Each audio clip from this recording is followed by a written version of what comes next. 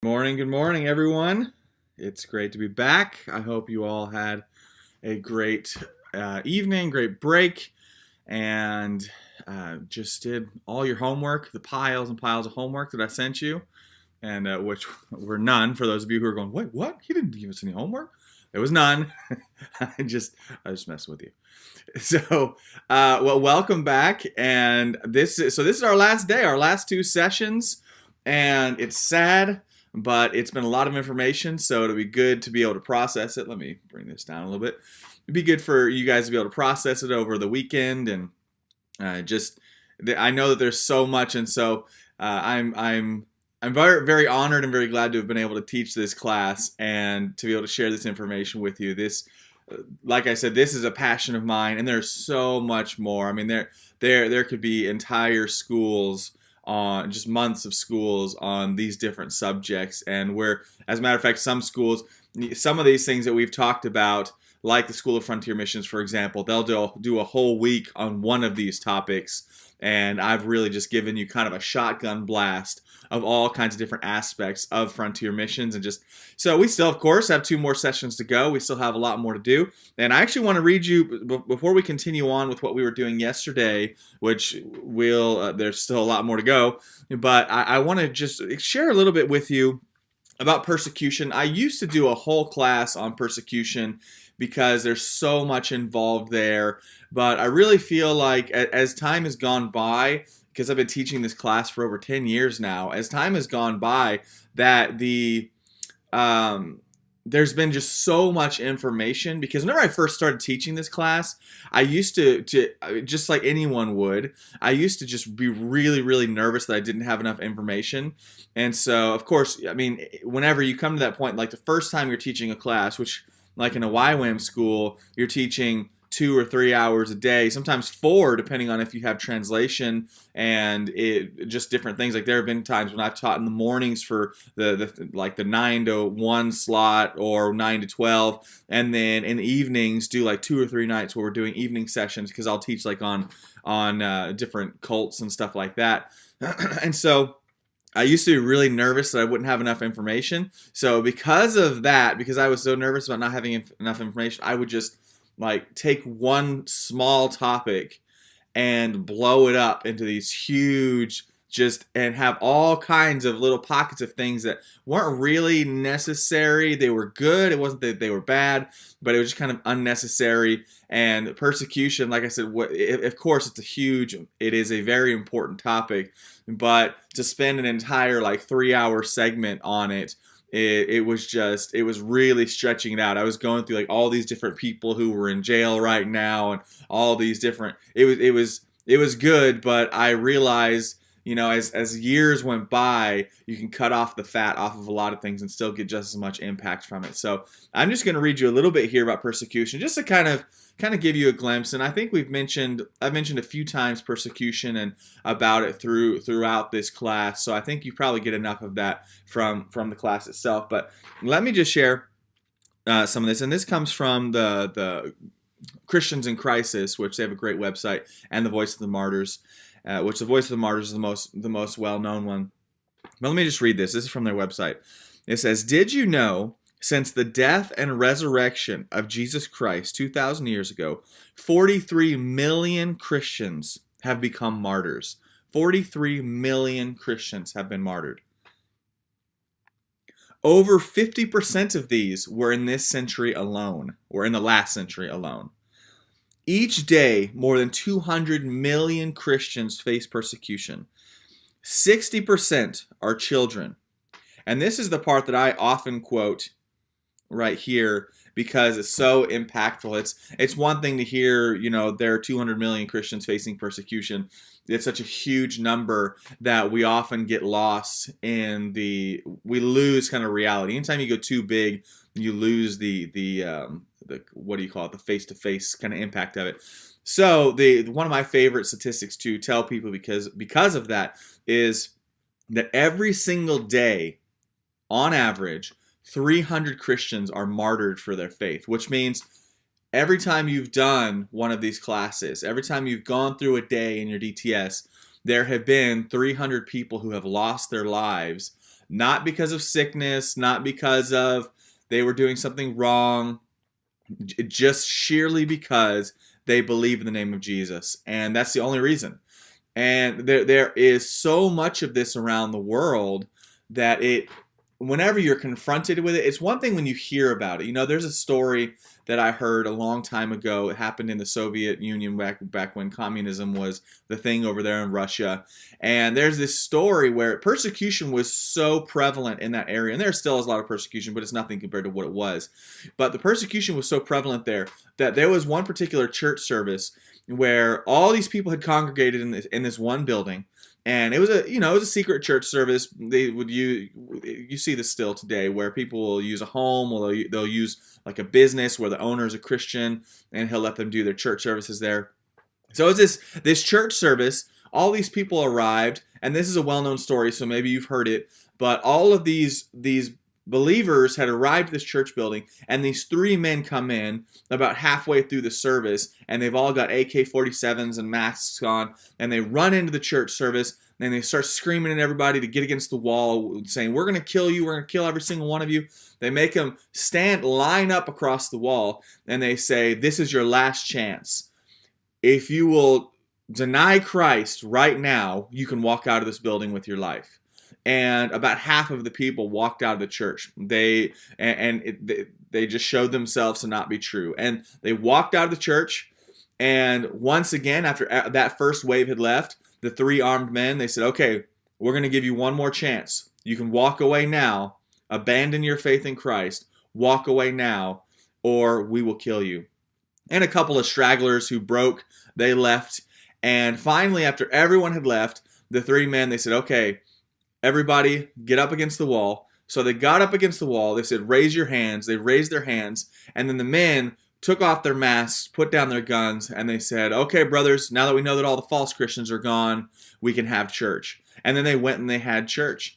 And that kind of stuff, well, that particular thing is not very common, but the persecution against the church is very, very common. Even today, we think that we see persecution in places like the United States because of the rise of sin and the rise of the suppression of the things of the gospel, but it's still nothing compared to, I think I mentioned one thing that happens frequently in Africa is where the Muslims will come by and they'll throw a grenade into a church. And the church people, of course, someone sees the grenade and they all just, of course, panic and they all run through. And most of those churches, if you're thinking of like Africa or even most undeveloped nations, they don't have big fancy churches. They just it's basically just a one mud structure or brick structure or whatever, and they'll have one entryway. So people will run out that one door. They just funnel out one door, and as they're funneling out, there's a group of Muslims out there with machine guns and just gun them down as they come out. And these are frequent things that happen around the world, and they're happening every day. They will happen during this class. While you're watching this class, there are different ways that people are going to be killed for the gospel. And this is largely just for you to realize and to be able to pray for those people. Pray for our brothers and sisters that are living in these situations that are very, very difficult and very harsh environments, very, very violent environments. And so this is, I like to put that in there, kind of inject this into the teaching so that you're aware. And if you're like me and that's something that kind of clicks with you and you want to know more about, you can very easily just go on to the Voice of the Martyrs website, Christians in Crisis website. Then you can read all kinds of books about it or articles. You can get lots of books about it by them. And Jesus Freaks books, if you haven't read those are very, very good. Jesus Freaks Volume 1 and 2. And they actually have all kinds of Jesus Freaks books, but those ones are very, very powerful. And you can just learn all kinds of stuff from that. So, okay. So let's actually pray. I'm going to switch over here real quick. Excuse me. So let's just pray real quick and then we will move forward. Lord Jesus, we just bless you. We thank you so much for letting us go through these classes and to learn, and for myself to be able to teach. It's always such an honor to be able to share with other people just what's going on in the kingdom and what you're doing and what's just happening around the world. Father, I just bless you, and I ask you, Lord, for your mercy and for your words this last day. In Jesus' name, amen. All right, so Let me just minimize, well, not minimize, let me put this a little bit smaller. So yesterday we were talking about all of the different current needs that you can see. Well, it's on this side, everything's opposite. The current need in the church, and how there's just one missionary for this people group and one missionary for Hindus, for like 200,000 Hindus. And we went on, we saw the rat temple, and we saw all kinds of different religions and different things that they believed. And I mentioned, I think the last one that I mentioned was the the fire tribe. I can't believe, I'm blanking on their name right now, guys. I can't believe it. Oh, the Zoroastrians. There we go. So the Zoroastrian tribe. And just something interesting about the Zoroastrian tribe. Did you know the Zoroastrians, well, okay, so the Zoroastrians are a religion, but the tribe that they come from originally was a tribe known as the Magi. And the Magi, that is actually the tribe from which the wise men came in Scripture. And obviously those were not Zoroastrians, but they were, whenever it says the Magi, that's actually a tribe. That's not that they weren't three magicians like people often think. They were three Magi because the name of the tribe is the Magi. Now that tribe today is largely Zoroastrian, unfortunately, but those original wise men that came through were from that particular tribe. Yeah, so it's just an interesting little tidbit. I love all the little nuances in Scripture, all the different little just details that bring it alive a little bit more. And I spend, I study church history, and I love studying the Bible, and not just reading the Bible, but really studying all these little things. And it's just awesome. So, okay, because there's nothing in the Bible that is there by accident. Like, God put every word in there is on purpose. And you can take one word and learn just massive amounts of stuff. I did this whole study on, it was in Genesis, whenever it was going through all the different names. And I love the book of Chronicles. I know it's like the most boring book in the Bible, but if you actually go into the book of Chronicles and you just take the names of the people that are listed there, especially the names you don't know who they are, and just look them up in a concordance, you will find so much information there that gives you such an incredible perspective of the Bible just by looking up the names in Chronicles. I mean, there was one, which I can't remember his name right now. I did the study a long time ago. But there was one of the guys in the book of Genesis, one of those lists of names, it says that he was the first to make weapons. And that guy, which I wish I could remember his name right now, but that guy, he was the first person to make weapons, according to the Bible, to learn how to craft them.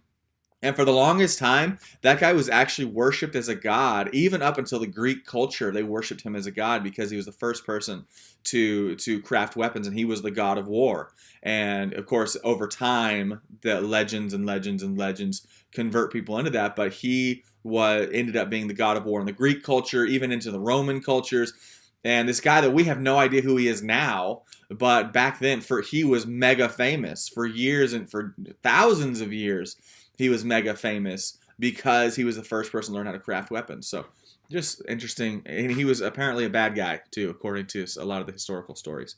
So of course, I mean, if you're a person who sets out to learn how to build things that will kill other people, you're probably not a peacemaker and a very nice person to be around.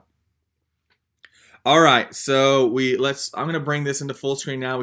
I thought we had finished with these, but we actually have a couple more to go. So I will pull this up full screen for you so you can see. So, okay, the Zoroastrians here doing their fire thing. And the next one, so here, let's return here. So this is, for Islam, there is one missionary for every 360,000 Muslims. Now you can see there are less missionaries for the Muslims than any other religion. Of course, Islam is the second largest religion in the world. So Christianity being the first largest religion in the world. We'll get to that by the end of today, I'm sure. But look at this. Some of you may have already seen this, but this video is of the Hajj, and that big black box that is called I don't know how to say it exactly, but it's the Kaaba. And this structure that you see, you can see that there are thousands and thousands of people. And when they start spinning in this circle, now this The Hajj is a journey that every able-bodied Muslim must make at least once in his life. And they come here and they do all these different rituals. Now you can see once they start going in these circles, they end up whipping themselves up into a frenzy. Like they just start going crazy the faster and faster they go. And as it gets more and more wild, it actually gets violent. And almost every year people die during this event. And what happens is, so that central black box, they believe that was originally built by Abraham and Ishmael. Now, if you don't know the story of Abraham and Isaac and Ishmael, so Abraham has his two boys. God promised Abraham as an old man he would have a child, and God told him he was going to have a child of promise. Abraham got impatient, ended up sleeping with his wife's servant, and had Ishmael. And Ishmael was the firstborn, but he was not the child of promise. So then Abraham has a second child, and Isaac is the one that God miraculously gives him. Now, those two people ended up breaking off into two different people groups. Isaac became the Israelites, the Jews. Ishmael became the Arabs, which are the Muslims today. So even when God told Hagar, Ishmael's wife, that he would be a wild ox of a man who would be at war with his brother forever, that is to this day is still a fact. The Muslims are still constantly at war with the Jews, constantly trying to kill them. And these are the descendants of Ishmael. So if you talk to a Muslim, the Muslims do not believe that Isaac was the child of promise. They believe that Isaac stole their birthright, which is why they are so intent on taking over Israel, taking over that land, because that was Abraham's promise. God promised that to Abraham, and it was supposed to go to Isaac, but the Muslims believe that because it was Abraham, their father's land, that it belongs to them. So that is why they're constantly trying to take it from the Jews. That's why they hate the Jews so much, because they see the Jews as usurpers who have taken over their rightful land. Which, as we go further into this, especially today, we'll be talking quite a bit about Islam. You'll start to understand a little bit more and more and more as we go why it is so hard to reach the Muslims. It isn't just because they're just this randomly bloodthirsty people who hate Christians for no reason. There's actually a lot to do with it, lots and lots of history behind it, and they're difficult to reach because of these things, because there are plenty of violent people groups that they're now Christian. I mean, think about the German Vikings and the Norwegian Viking. The Vikings were some of the most brutal and violent people back in those days of history, like back in the medieval days. But they would go into place, they would kill people and kidnap women, and the women would be Christian, and the Christian would bring them to Christ. The women would bring their owners, the people who these forced husbands, to Christ, and the Vikings ended up becoming almost completely Christian, and Europe began to become a largely Christian region because of these kidnapped women. So if history repeats itself, you would expect that to happen with a lot of Muslims, because Muslims, they have hundreds of Christian prisoners, maybe even thousands of Christian prisoners in Africa and Asia, and the Middle East specifically. And so you would think that we would be seeing more of that, but the mentality is so different. So look at this here. You can see this whole thing is, they start to go around the Kaaba, which they believe was built by Abraham and Ishmael to get together, and they do this whole thing where it's representing the pilgrimage that they make. And then as they move, of course, panic spreads, because you have thousands and thousands of people pressing against you, and any human being is going to freak out. So you have a lot of people who will just completely get claustrophobic, freak out, panic. They try to get out, or they just go into a frenzy. And they go through all these rituals where they act like they're stoning the devil, so they start throwing rocks, and they start stampeding all of these. So it'll often turn into a stampede, and lots of people get crushed to death. during this. And so, for example, on July 2nd, 1990, there was a huge stampede here, and there ended up being 1,426 people killed in the stampede that happened in 1990. In 1994, 270 people were killed. 1998, 118. 2001, 35. Then 14. Then 251. And every year, 2006, there were 346 of them killed. And I don't want to say every year, but most years when what you're seeing starts to happen, when they start swirling around like this and panic begins to spread, people get killed.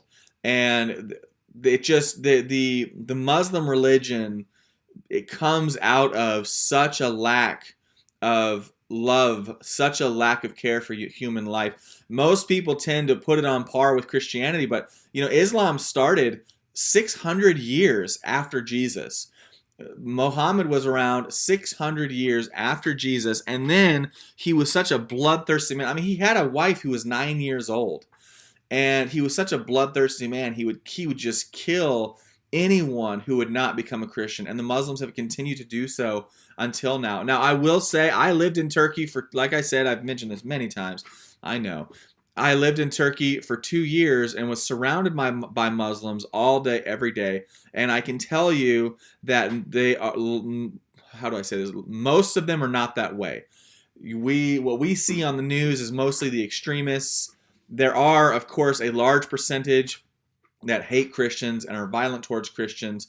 But most of them, as a matter of fact, a lot of the people that we saw that came to Jesus, they were just as scared of the Muslims as anyone else was. And they were Muslim, but they were scared of the extremists. So also, as we go through this, don't allow yourself to be blinded by the hatred that the news portrays. There is that does exist. But the news will often focus on one small group of people, while there's still a huge percentage that are not violent like that and want the truth, but they are living in a culture where they're completely intimidated all the time by the more violent Muslims. So Christians, we're going to get back to Islam in just a minute. I just put this out there. There is one missionary for every 5,400 Christians. And this is just a video of a conference. This guy, it's a little bit squished for some reason, but this is, his name is David Hogan. He's actually a missionary down in Mexico, who's planted, it's like 4,000 churches now. Really, really awesome ministry down there. And so, so one missionary per every 5,400 people group. Not people groups. All right, so I want to look specifically at the different religions. We looked before at where places are reached, where places are not reached. So I want to specifically look at these religions because, again, this gives us more and more specific. I like to get very, very specific about for us to have a really good understanding of where we need to target as missionaries, where we need to target, where we need to go, and be able to have a greater understanding of all of this. So, now just to give you some statistics here, Muslims make up about between 21 and 23% of the world's population. So Islam is the second largest religion in the world. Christianity is the first. We make up about 33% of the world's religions. The world population, sorry. Islam has two major factions known as the Sunnis, which they make up about 80 to 90% of all the Muslims, and the Shia are the second largest group, making up between 10 and 20%. And they also, just like Christianity, they have different cults and different sects that are like splinter groups that branch off from them that don't believe the same. But in terms of Islam, the majority believe fall into those two groups. Now, Sunni Muslims, they believe in following the Quran and the example of Mohammed. So that would be, just for perspective's sake, it's similar to the evangelical beliefs that we have, the Protestant belief system, that we believe in the Bible and we believe in Jesus. And that's pretty much, well, not pretty much, that is the foundation of our faith, and we put everything on that. That is truth. And the Shia Muslims, on the other hand, they believe in the Quran, but they believe the imams are direct descendants of Muhammad, and that so they believe that the imam has just as much say as Muhammad did. So it's almost exactly the same as the popes. So, the Catholic Church, they believe in the Bible, but they actually believe more in what the Pope says than what the Bible says. And they believe that the Pope is the voice of God on this earth today. So whatever the Pope says, they believe it. And so that the Shia Muslims, they believe in that as well. So about 13% of Muslims live in Indonesia. That is actually the largest Muslim country by percentage, which is surprising to a lot of people. But the truth is that the Muslims are dispersed throughout most of the Eastern world and Northern Africa, as you can see on this map. And Indonesia just happens to be one of the places that really, really accept it, even though it's not anywhere near the founding location of Islam itself. The Indonesian people, they've really accepted Islam. So there's lots and lots of need in these areas, and they're very difficult areas to reach. And so I'm just wanting to, I want to look at this a little bit here. So let's move on to our next slide. Yeah, so hold on just a second, guys. I have the reason I'm stalling here is because I have a few stories here, and I'm trying to decide if I should tell them or not. They're stories of whenever I was in Turkey. Just kind of give you a little bit of a taste. Whenever I was there, and things are different now. Things are actually, I think, even more stressful there now than when I was there. But even whenever I was there, when I lived in Turkey, we had a guy staying in our apartment with us.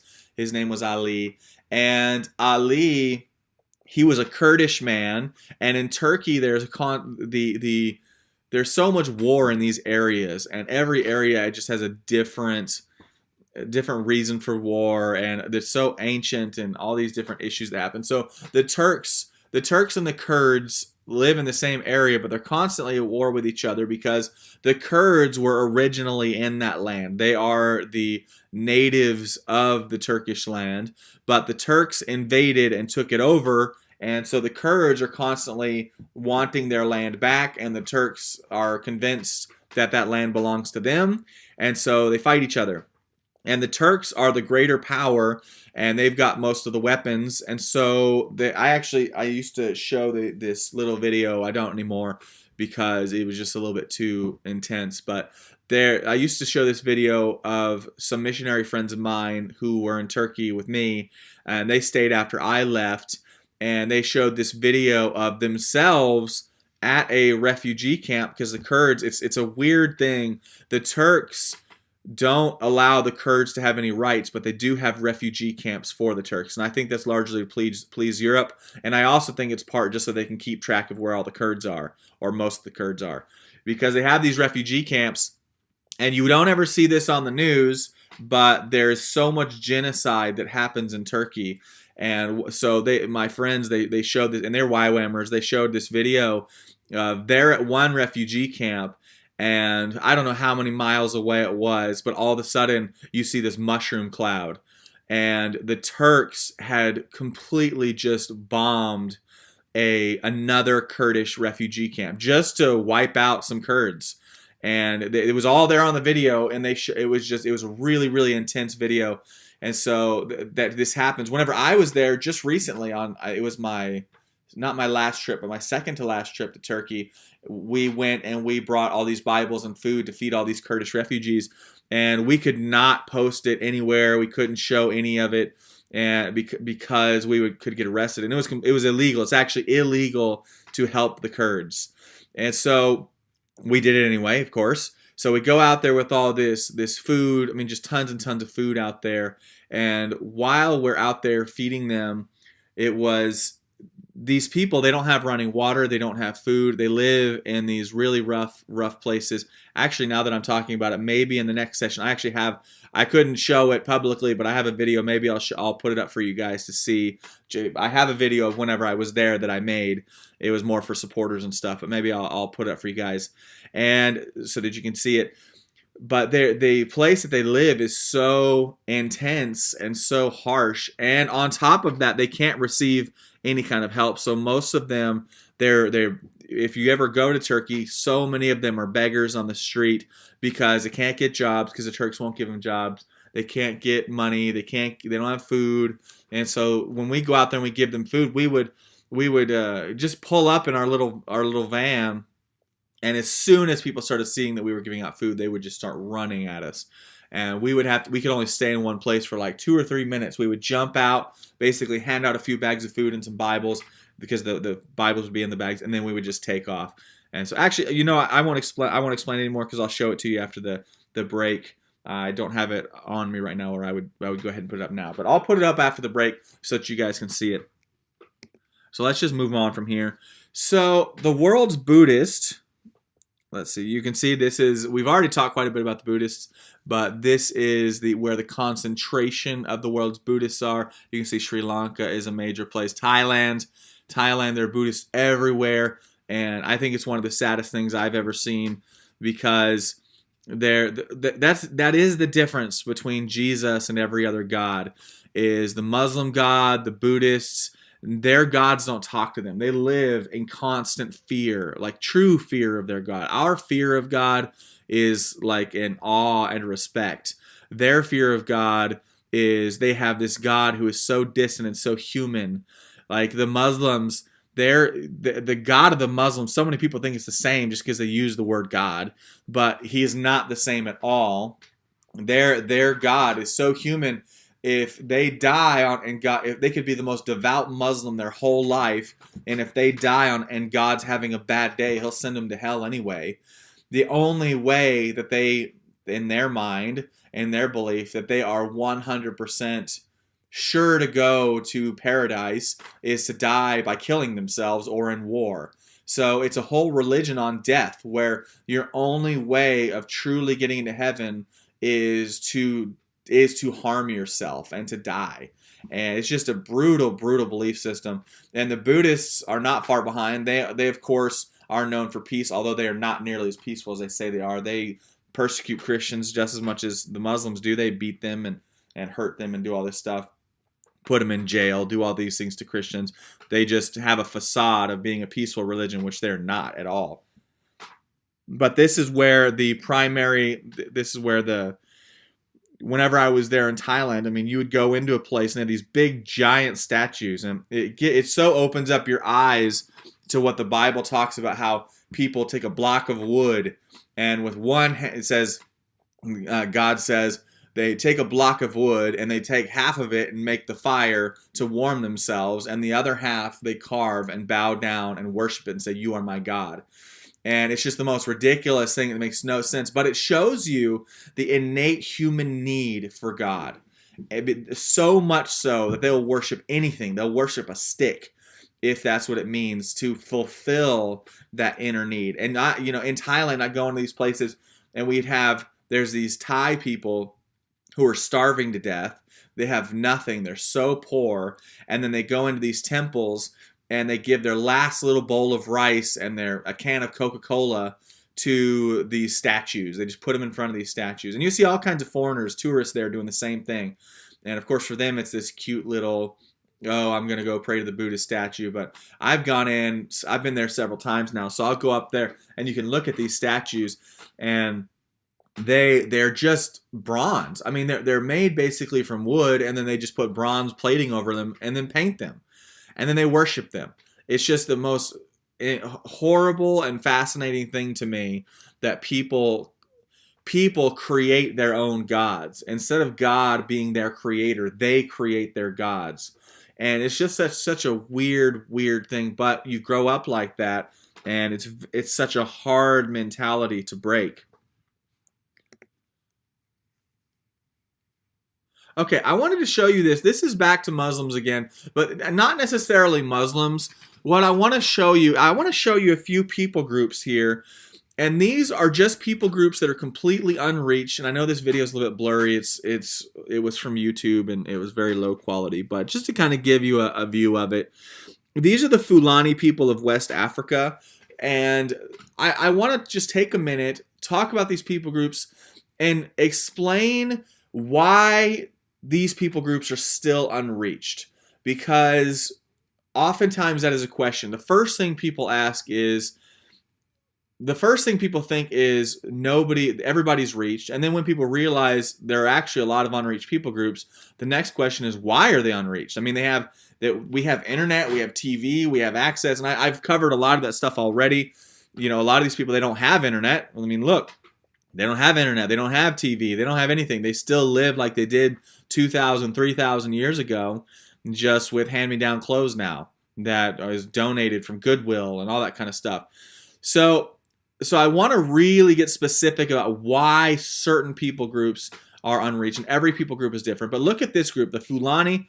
These guys are in West Africa. You can see this. This is a festival that it's very violent. They beat each other with sticks and stuff. And we actually have this in Panama as well. The Nobe tribe will do that with whips. Well, they'll take turns whipping each other, and they'll bet their wives, and the winner gets the wife of the other. And they do that in a lot of cultures. And the Fulani culture, they have this. The reason why this people group is one of the unreached people groups, why they're so hard. They're in West Africa already, so just in terms of the location they're at is very, very harsh. But they're also the largest nomadic group in the world.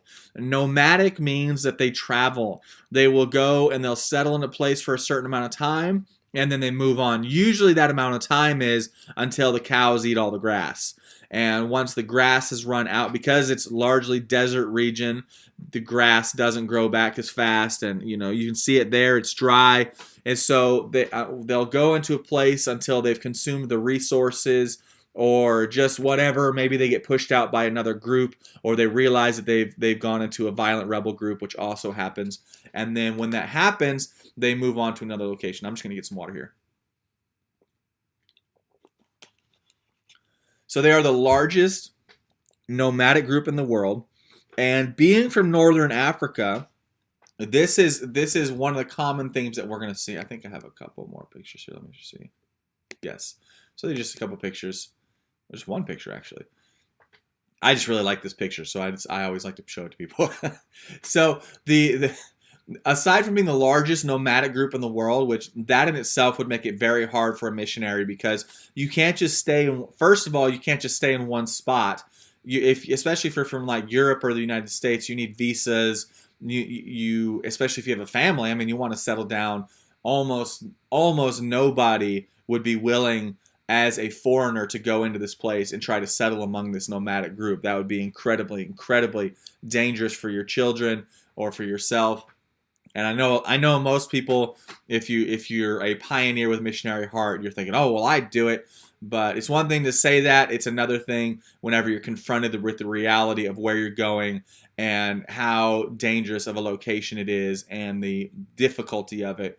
And so these people, not only is it just that, but the other layer that adds just a whole new dimension onto this is the layer of the fact that because they're from Northern Africa, and if you remember my whole story about how Mohammed invaded Northern Africa and the Muslims took over, these guys believe that they are direct descendants of Mohammed. They believe that the whole tribe came from Mohammed, which is actually possible because Mohammed, he had so many wives and he had lots and lots of children.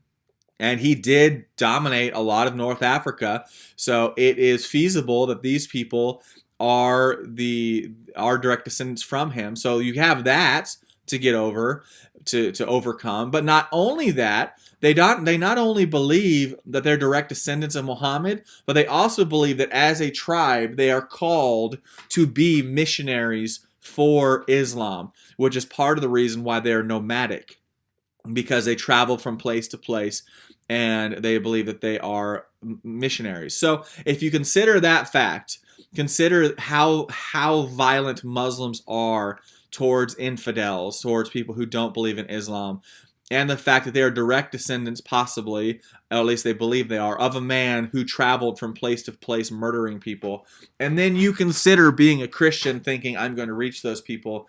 You better have a direct word from God to go do it. because you will get killed if you try and go just randomly go do evangelism without a really strong word from the Lord in a place like that. So this is just one people group, guys. Remember, there are just so many people groups who've never been reached, and these are the different reasons why. It isn't just because there's like a group of lazy Christians that God has said go to the Fulani people and they didn't go. It's which that could be, but it's also because if somebody goes to the Fulani people, they are going to their death. They're going knowing that they're going to be killed. Because if the Fulani people don't kill you, the people around the Fulani people will kill you. Or worse, they'll kidnap you, which is probably even more likely, kidnap you and try to get you for ransom, because that's what a lot of Muslims do to fund themselves, because Muslims don't live by the same rules we do. Their scripture tells them basically anything goes against non-Muslim people. And I know what me saying that is controversial, because the Muslims, a lot of Muslims, supposed Muslims in North America, they claim otherwise, but that's because they don't really know Islam and they haven't really looked at they're nominal Muslims. True hardcore Muslims believe what the Quran says, which is kill the infidels, and that you can lie and cheat and do anything that you have to do to spread Islam, and you can kidnap, you can torture, anything that you have to do to force people to convert to Islam, go for it, because that's what Muhammad did from the very beginning, and that's what his people still do today. And I said this in church a couple days ago. I was in a service there. I was just doing the offering at this service, but I believe very strongly in this, that a people group or a culture is defined by its founding fathers and its kings. And whoever your founding father is, the person that you follow, that's the person that you're going to be like. And we follow Jesus, so we try to be like Jesus. And they follow Muhammad, and they try to be like Muhammad. And Muhammad was a horrible, evil person. And many of them are the same. Not all of them. Like I said before, there are some Muslims who are in that culture by force. But the ones who have truly embraced Islam and are trying to be like Muhammad are evil, evil people who will do evil things.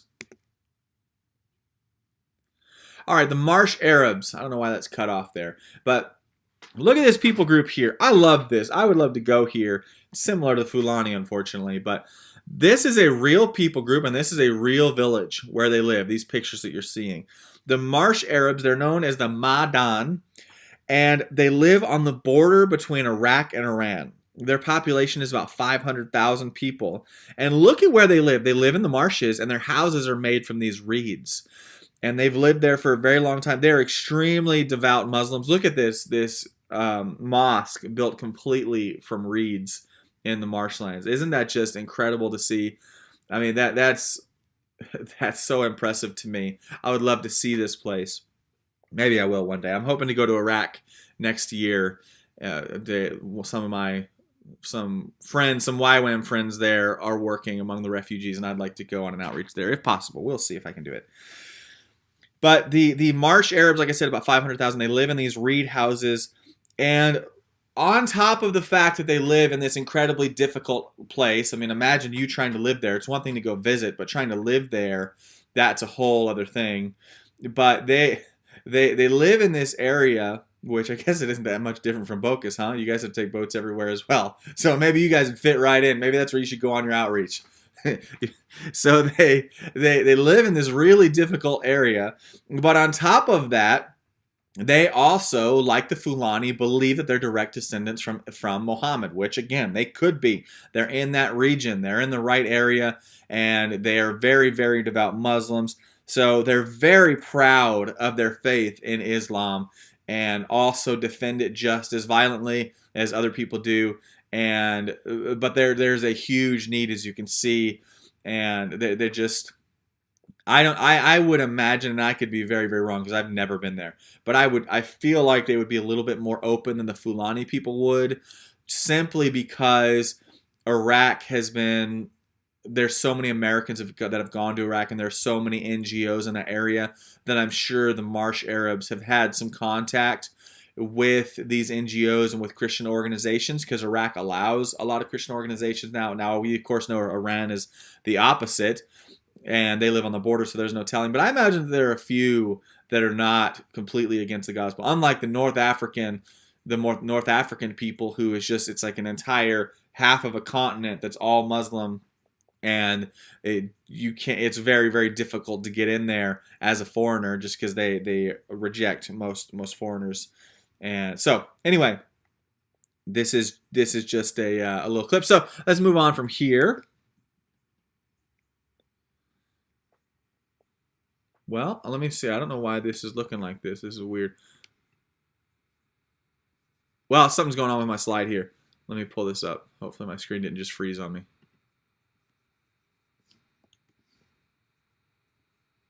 Oh. Okay, so hopefully this is still recording. Hold on just a second, guys. I don't know what's happening. Slide. Oh, where we go. Something just happened. Move back. Okay, I'm not going to mess with it again because I don't want to freeze on me again. So you can't see it for some reason, but this is the Chinese Hui. It's Hui. And the Chinese Hui, these are a people group in China. And they are, it's interesting, you don't see this very often, but these are actually fundamentalist Muslims. A Chinese group that is completely Muslim. And they, as you can see, they have mixed Chinese culture with Islam. And this is a completely unreached people group. They're in China, but they have one particular thing, one particular reason why they are still unreached. And we're going to talk about this right now, because this is something that most people don't know about and they don't realize. So there was a thing that happened a long time ago called the Crusades.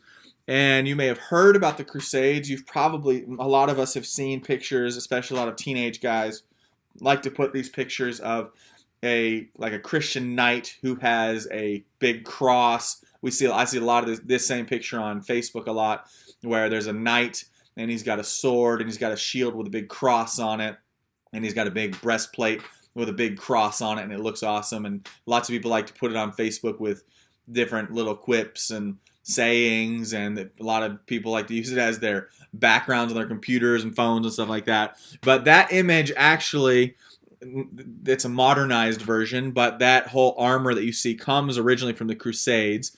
And this map that you're seeing, this video is just sort of illustrating it. But the Silk Road was that road that you're seeing on the video right now.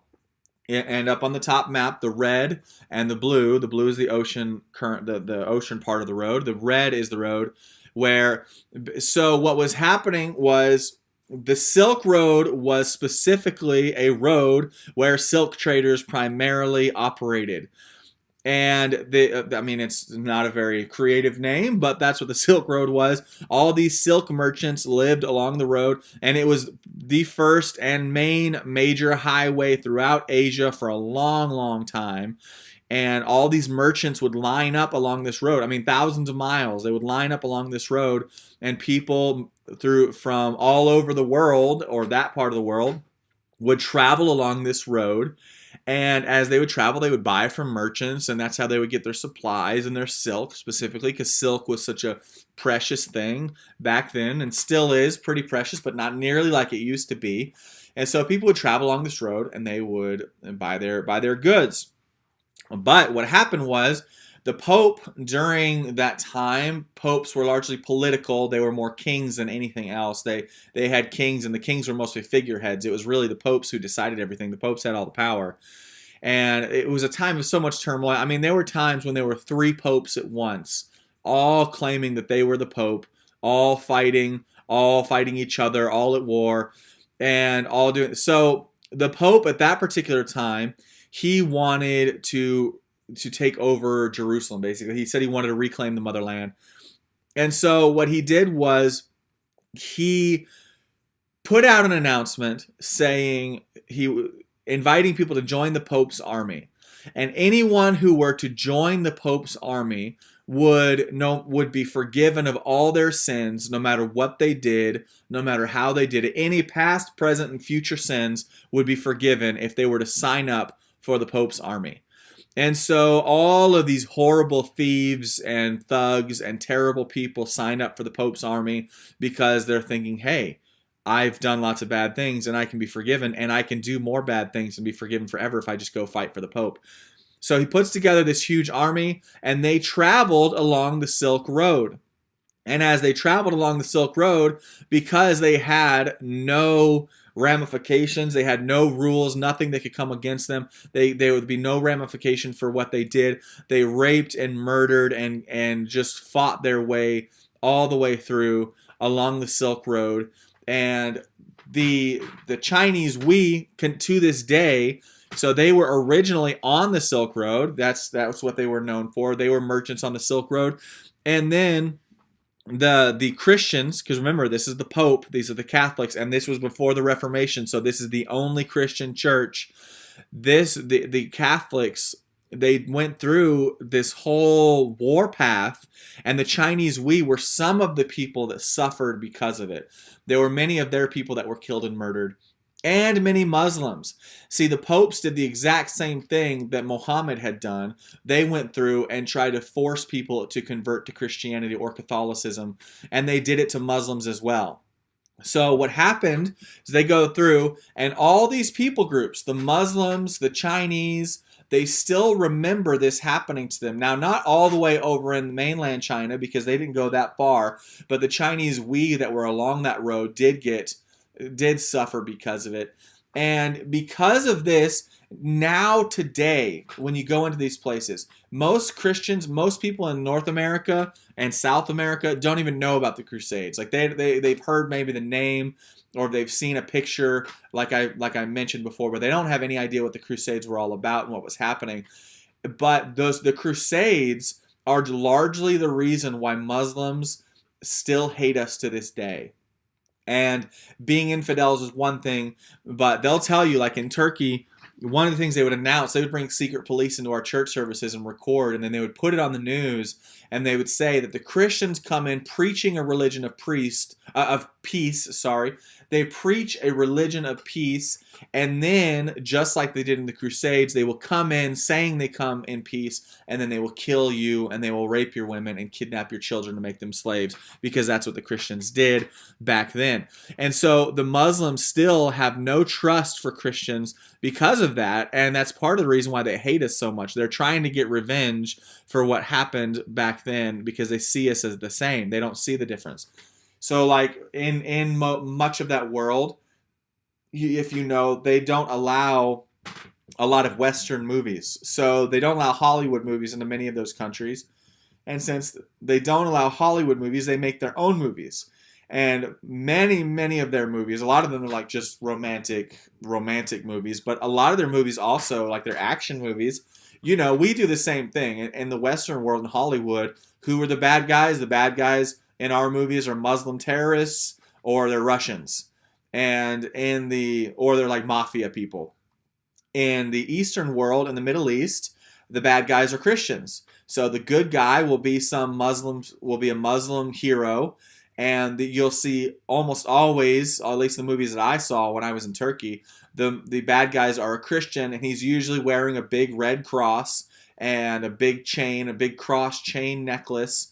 And he's usually going around, and he murders, and he's the terrorist, which is so ironic because Muslims are the ones who are blowing up everything, and we don't have any Christians. There hasn't been any stories of a Christian blowing up a mosque or going and shooting up a mosque. But of course, they don't see it that way. They see our invasion of Iraq. They see the invasion of these nations as the same as the Crusades. They see it as us trying to convert them to Christianity, and because their mentality just goes that way. So this is what we often see in these nations, and this is why now you can hopefully understand a little bit more why the Muslims are so difficult to reach. It isn't just a small thing. It's thousands of years of history and thousands of issues that have gone on. You know, over about 1,400 years of history between the Christian and Muslim church. And even today, there is constant war between Muslims and Christians in Africa. And we don't hear about it, but the Muslim world sure hears about it because they're all in that area. And there are all of these independent African churches that put together the Revolutionary Lord's Army and all these things. And they're defending their land often against Muslim attackers, but they kill Muslims just like the Muslims kill them, and so it's a very, very complicated situation. So the Zuku of Tibet, these people are so out there and so unreached. I couldn't even find a video on them. But the Zuku, they're about 45,000 people. They live in the mountains of Tibet. And right now, there are no Christians in the group, no known Christians. They're an interesting people group because their ancestors were refugees from war. I don't know what the war is because they're so unknown. All they know from their stories is there was a war at some point. Their refugees fled that war and settled in the mountains. And they worship the mountains of Tibet because they believe that that demons live in high places and the most powerful demons are in those mountains. And so they actually worship the demons to protect them. They worship these demons as gods, and they themselves call them demons. So some people call them gods, but they full on believe that they're evil spirits, and they live in a cycle of trying to please these spirits. So they do all kinds of, like most tribes do, they sacrifice animals, or they give fruit offerings or rice offerings, and they're very, very difficult. And it's even more difficult to reach them because they have absolutely no foundation of Christianity. If you go to them, they've never heard of Jesus. They've never even heard of God because they've just worshipped these demons in the mountains. And to go in, I mean, you have to start from absolute zero. If you go to that people group, you're going to dedicate years and years and years of your life because you have to explain to them, first of all, if there's only one God, and you have to explain to them about creation. And you have to go. It's a whole long process. And they have no Bible in their language. They live in very difficult areas. You can see, if you've noticed, she's got the red cheeks from the Tibetan mountains of getting, you get your cheeks burned up in those places. And same missionaries are not, any missionary who goes there is not going to be exempt from that. They're going to deal with those same issues. So this is just a slide showing the concentration of the world's Hindus. And we can see we've already been through most of this. The Bathuti tribe. So the Bathuti tribe, they are in Orissa, India, which some of you may have heard of Orissa. Orissa became very famous a few years ago because on Christmas Day there was a huge outbreak of persecution. The Hindus there had been plotting and planning, and on Christmas Day, because it was Christmas Day, they launched a huge full-scale attack on the Christians in India, in Orissa, India, that specific area, and murdered just countless Christians and burned down dozens and dozens of homes and churches, and it was just a slaughter. It was a horrible, horrible thing that happened up there in northern India. And this tribe here was part of that on both sides. There were some Christians in it, and there were some people killing Christians in it. And they speak a very unique language. It's very difficult. Most of them are bilingual, which is good. They'll speak Hindi, but they have their own tribal language. They have a population of about 247,000, and they are over 99% Hindu, and there's 0.3% who claim to be Christian. It's always difficult in these kinds of areas when people say they're Christian because you never really know how exactly what their depth of Christianity is, because a lot of them, they mix in ethnic religions with Christianity. For example, in Panama, there is the Mamatata religion among the Nobe people, and the whole story behind that, if you've heard of the Mamatata, was long ago, back in the 70s or 60s or whenever, there was a guy on a motorcycle who was driving down the road up in the Chiriquí area, and there was a young woman who was washing clothes down at the river, and he stopped and he went and he told her about Jesus. Now, the most likely scenario is that this was like a missionary who, because this was a Western guy, this was a missionary who was riding around and saw her and decided to go do some evangelism.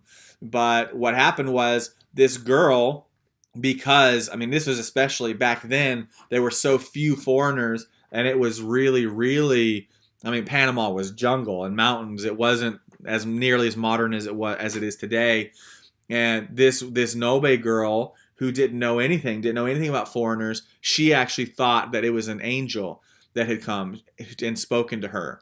So she went, told her people, and she became like a prophetess in her area. And because this guy went, spoke to her, and we don't know if he actually told her, like if she came to the Lord or if he was just some crazy guy on a motorcycle or what happened. But regardless, he told her about Jesus. So she went and she told her people about this Jesus, but he didn't do any discipleship. Because he didn't do any discipleship and they didn't know what to do, she just sort of made stuff up. And then they took Catholicism, because Catholicism was in the area, and they mixed Catholicism, but not Catholicism like we know it. It's Catholicism and witchcraft, and they mixed that in. And so now the Nobe have Mamatata, which is one of the strangest mixes of Christianity, Catholicism, and witchcraft that you'll ever see. That you can go out, you don't see this in the more traveled roads, but way out in the mountains where nobody ever goes except for the Nobe, who are completely unreached. There are big crosses out there in the middle of nowhere that people will go and stand on. So whoever the priest is will go stand on that cross and preach from that cross. And according to them, anything that he says while he's standing on that cross is the word of God. And this is, of course, very similar to the Pope and the papal bull when he sits on that chair. Anything he says is supposed to be the word of God at the same time. So they've mixed a lot of things together. But they also persecute Christians. Like there was a guy I know. He went out there to try and be a missionary. He is an Nobe guy, and he went out there to evangelize the Nobes who had not heard. And when he got out there and he preached to them, they actually tied him up, put a log on his shoulders. This is how the Nobe punished their people. Put a log on his shoulders and then made him kneel down on corn cobs, dried corn cobs, which may not sound that bad, but if you've got 50 pounds on your shoulders and corn cobs are very hard and sharp and they're digging into you, that is not fun. And they left him there an entire night, an entire day, and he still has back issues because of that happening to him. And that's just, unfortunately, this is a common practice among many, many tribal people. And so whenever I say that, because when a tribe says that they have a certain amount of Christians, you never quite know, because we don't know the extent of the discipleship that they've had. But reportedly, among the Bathuti, there are 0.3% that claim to be Christians.